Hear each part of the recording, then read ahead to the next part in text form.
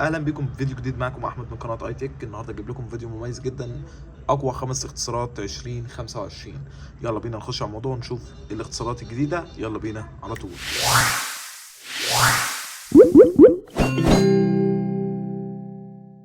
اول اختصار معانا وهو اختصار فلاش تايمر. باختصار الاختصار ده عباره عن ان انت اما بتيجي تشغل الفلاش ممكن تديله وقت معين ويفصل فيه، يعني 5 دقايق 10 دقايق ساعه كده. فاحنا لو دوسنا على الخيار ده وكتبناه مثلا، ممكن اختار انا اكتب مده معينه او اختار المده اللي قدامك دي حسب المده اللي انا عايزها، 60 دقيقه 30 دقيقه 10 دقايق، او اكتب انا الوقت بنفسي. فمثلا لو قلنا 5 دقايق الفلاش يفتح ويقفل بعد 5 دقايق، فهنسيب الموبايل لمده 5 دقايق وهتلاقيه بعد ال5 دقايق على طول قفل الفلاش اوتوماتيك. تمام. ده بالنسبه للاختصار الاول.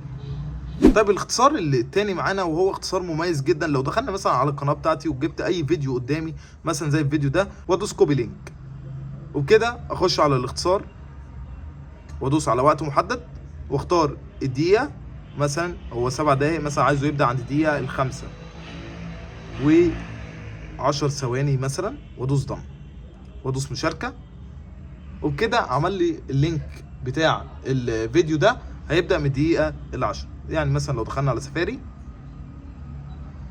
ودوسنا بيست هيفتح لي الفيديو على طول في الدقيقه اللي انا محددها للشخص.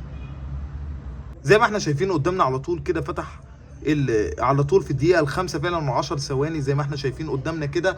وبجد الاختصار ده مهم جدا وكويس، وانا بنصحك ان انت تجرب الميزه دي، هتستفاد منها اكيد.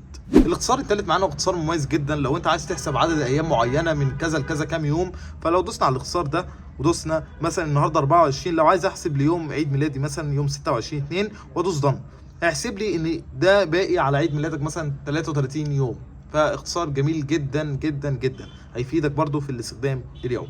الاختصار الرابع معانا واختصار جميل جدا وهو المصحف الشريف او القرآن الكريم كله بصوت ياسر الدوسري. هتلاقيه قدامك من اول صورة لاخر صورة زي ما انت شايف كده لغاية صورة الناس. مثلا لو دوسنا الاو زي ما انت شايف قدامك كده حمل لي صورة الناس على طول. يعني اختصار جميل جدا. لو فانا بلوتوث نسمع ملك الناس،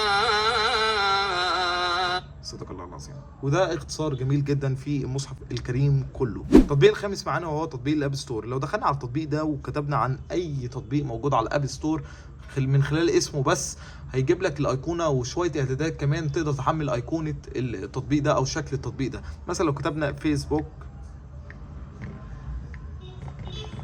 ودوسنا طن واخترنا ايفون، زي ما احنا شايفين قدامنا كده هيجيب لك شويه تطبيقات. فمثلا انا عايز التطبيق ده واختار الايقونه، نقدر نحمل، وهو الحاجه المهمه الايقونه بتاعته. لو دوسنا تحميل هيحمل لنا ايقونه الفيسبوك او اي ايقونه موجوده على اي تطبيق على الاب ستور، من خلال تكتب اسمه وهيجيب لك الايقونه بتاعته. والناس دي هتستفاد، للناس بتاعت الديزاين او التصميم والتصميمات تقدر تحصل على ايقونه اي تطبيق على الاب ستور بكل سهوله.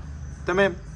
الاختصار الخامس معانا وهو واتساب انسيفد نمبر. يعني واتساب اما بتيجي تسجل رقم معين للواتساب بتبقى لازم مسجل الرقم عشان تقدر تلاقيه على الواتساب على طول. لا، الاختصار ده على طول تقدر تكتب الرقم هنا اللي انت محتاجه وهو ينقلك على طول على الشخص في محادثه للواتساب. زي